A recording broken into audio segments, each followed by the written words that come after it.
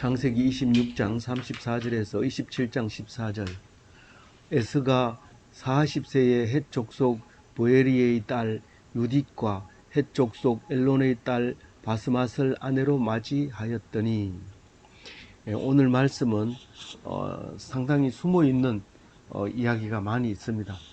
겉으로는 에서를 장자로 인정하지 않고 야곱을 장자로 인정해주는 귀한 사건입니다. 그렇지만 이 속에서 우리는 무엇을 생각해야 될지 묵상해야 되는데, 제가 잡은 것은 13절 말씀인데, 이 일은 작은 일이 아니에요. 세상에서는 아주 큰 일입니다. 이 큰 일이 탈로 나면, 음모가 탈로 나면 내가 책임지겠다, 저주는 내가 받겠다, 그러니까 너는 내가 시키는 대로 해라 하는 말씀을 생각하게 됐습니다. 우리는 그렇게 살고 있는지 우리는 오늘 말씀 속에서 깨달아 봐야 할 것입니다. 우선 제일 문제의 발단은 여기에 있습니다. 에서가 40세에 헷 족속 두 사람의 딸을 아내로 맞이하는 겁니다.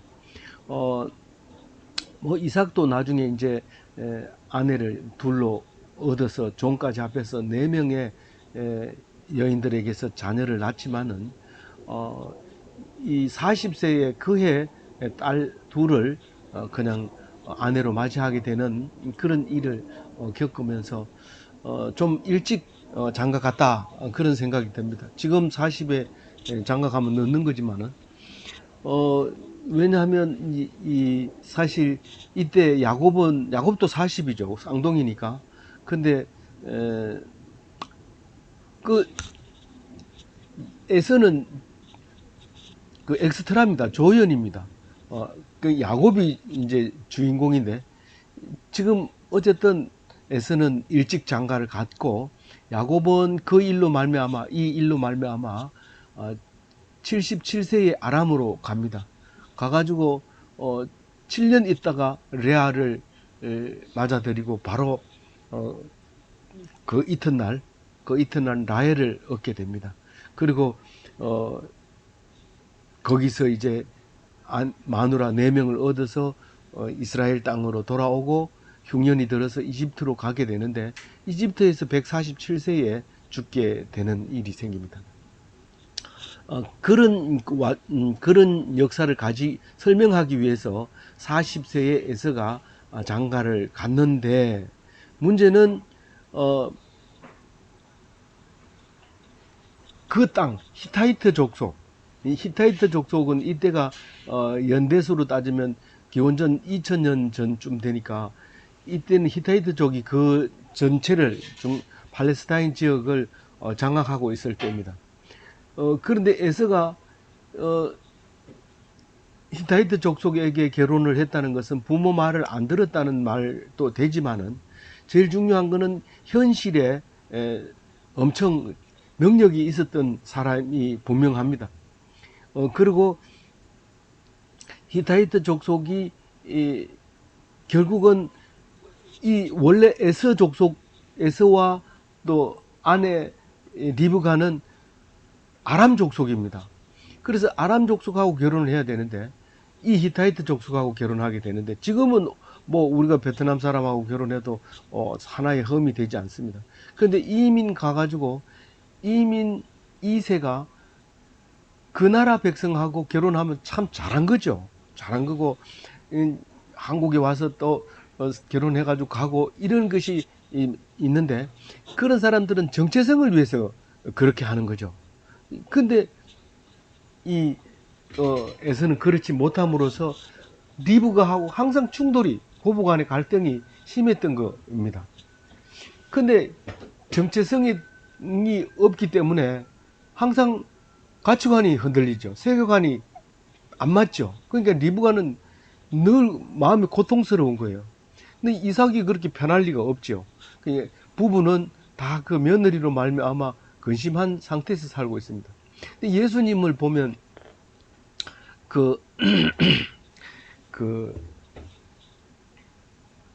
정체성을 분명하게 보여주죠. 아람어를 십자가상에서 뭐 평소에도 아람어를 말했겠지만 헬라어로 얘기하다가 아람어로 얘기하다가 그렇게 했는데 엘리 엘리 라마 사박다니 이게 아람어입니다. 지금도 아람어를 쓰는 사람이 한 200명 된다고 학자가 얘기를 하는데 그래서 연구를 하고 살리려고 애를 쓰는데 그런 그 예수님이 정체성을 십자가상에서 보여준 것처럼 이스라엘 백성의 그 아브라함의 후손들의 그 정체성을 가지고 있어야 되는데 이 실제로 뒤에 보면 에서는 4명의 아내를 두게 됩니다. 지금 오늘 40세에 두 마누라를 얻지만 나중에는 둘이 더 있습니다. 이 유딧이라고 하는 첫 번째 나온 여자는 아기가 없고 그 다음에 지금 말하는 바스맛은 마할랏이라고도 표현하는데 족장 4개를 탄생시키고 다른 아다, 올리바 이는 7족장, 3족장을 남깁니다. 자식은 그렇게 많이 낳지는 않지만 거기서 나는 어떤 자식은 족장이 없고 어떤 손자들은 족장이 또 많고 이래서 족장 숫자가 이제 그렇게 됩니다. 유딧은 이제 대가 낳은 후손이 없어진 거고요. 그래서 이런 상황에서 보면 에서는 성공합니다. 세상에서 성공한 사람입니다.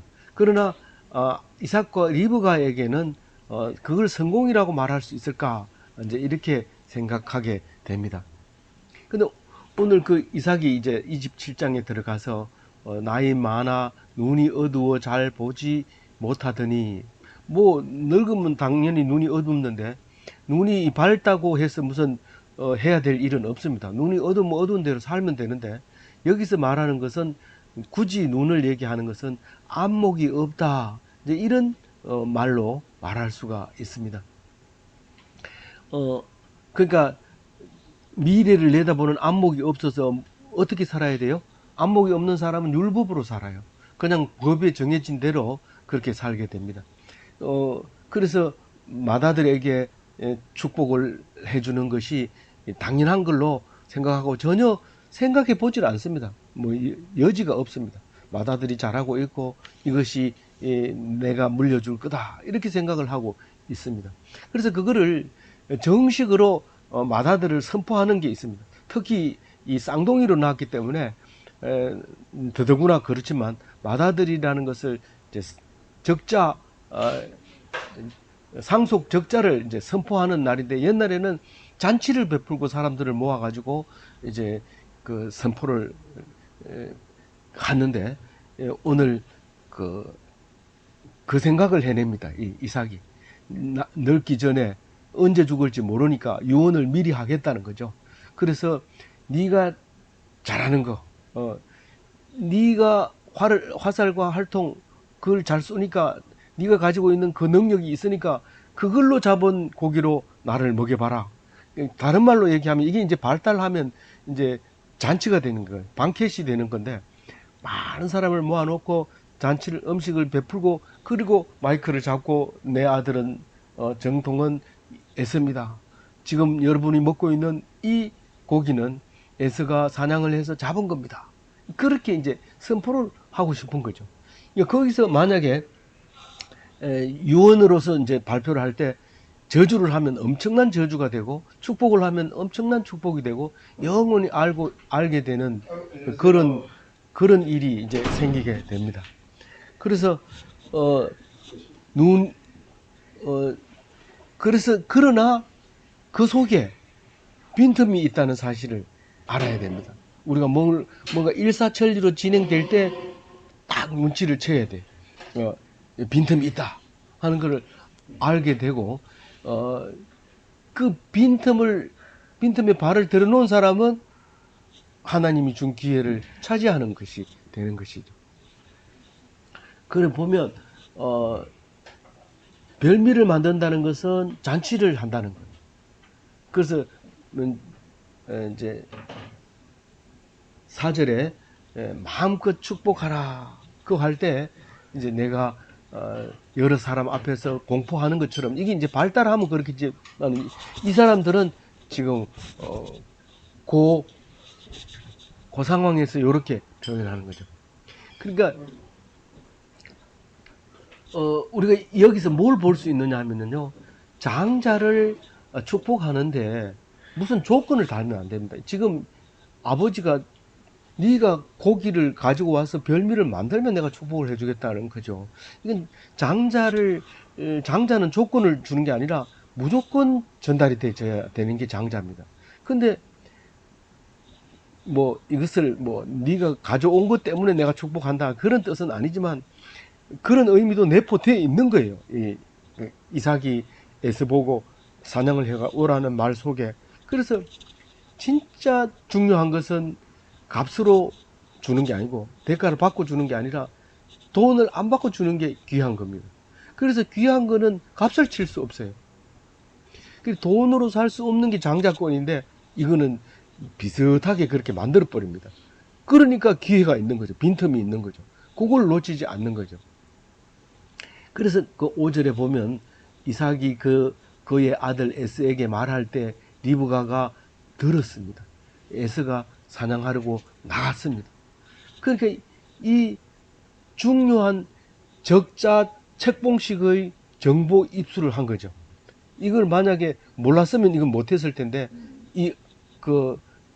상속권을 물려주는 장자가 야가 적자다라고 이제 선포를 하는 그거를 놓치지 않으려고 리브가가 기회를 잡았습니다.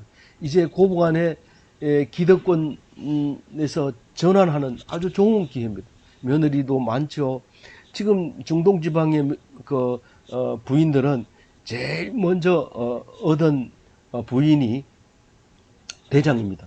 그래서 제일 먼저 얻은 부인에게 이 여자를 얻어도 되느냐라고 물어봐야 되고 된다고 하면 그 여자는 그 원부인의 결정에 따라서 움직이게 되는 그런 건데 그 사람들의 세력과 리브가 혼자의 세력은 엄청 밀리고 있는 상황에서 이 리브가는 목숨을 걸고 이제 야곱을 설득을 해서 너는 절대로 이 땅 해족 속에 여자를 얻지 말아라. 이제 그런 기회를 잡게 됩니다. 그래서 7절에 이제 가가지고 6절에 가서 내가 들었다. 이렇게 지금 앞으로 행사를 진행할 것 같다. 그러니까 그리고 이제 이야기를 하면서 포섭을 한 거죠. 정보를 제공하고 포섭을 해서 계략을 세웁니다. 리브가가 세운 계략을 야곱이 들어보니까 겁이 덜컥 나는 거예요. 네가 에서 대신에 가가지고 음식을 주고 축복을 받아버려라. 그럼 끝난다. 그렇게 얘기를 했을 때에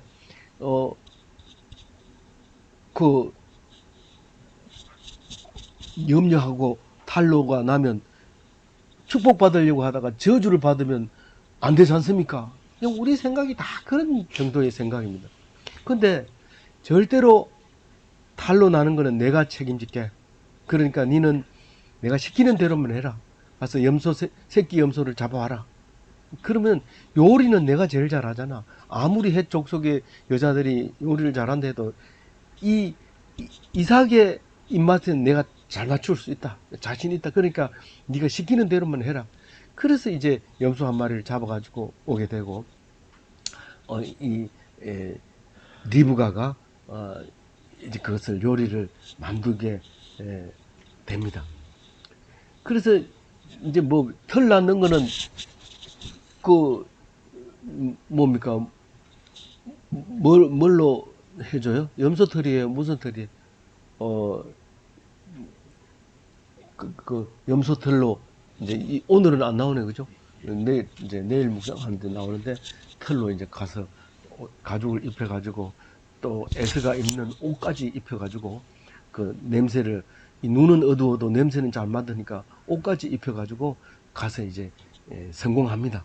성공하게 되는데 성공하는 얘기는 오늘 안 나옵니다. 그렇지만 오늘 이 얘기를 읽으면서 이제 저주를 받으면서 사랑한 이삭, 이렇게 제목을 달면 우리는 야곱을 사랑한 거죠. 야곱을, 그러니까 이스라엘을 이 리브가가 만들어내는 거죠. 근데 목숨을 걸고 저주를 목숨을 걸고 만들어내는 거죠. 이 전체적인 얘기가 아닌 것처럼 보이지만 찾아내야 되는 게 뭘 찾아내야 되냐면 율법으로 장자가 이어오는 것이 아니라 사랑으로 이어온다는 사실인 겁니다. 그 남자는 그러니까 이삭은 에서를 법적으로 축복을 해줘야 되는 거고, 그러나 리브가는 그게 아니라 법은 어찌 됐든지 사랑으로 야곱을 장자로 만들고 있는데, 율법이 이기냐 사랑이 이기냐? 당연히 사랑이 이긴다는 거죠. 그게 예수님이 오셔서 율법을 이긴 거죠. 율법주의자 제사장들이 그 예수님을 죽여버림으로써 예수님은 사랑으로 이기게 되는, 그걸 이야기하고저 지금 창세기를 이야기하고 있는 겁니다. 그래서 저주라는 단어를 보면 예수님이 우리를 위해서 저주받은 거예요. 십자가에서 나무 위에 달린 거예요. 그래서 우리가 죽어야 될 십자가, 달려 죽어야 될 십자가를 예수님이 지셨다는 거예요. 이 리브가도 그렇게 우리를 위해서 저주를 내가 진다. 니는 시키는 대로 해라. 그 시킨 대로 하니까 그게 축복으로 이어지게 되는 것입니다. 그래서 오늘 율법과 사랑, 그리고 저주를 무릅쓰고 그 사랑을 지켜서 우리를 살려주시는, 이기게 해주시는 그런 것을 보면서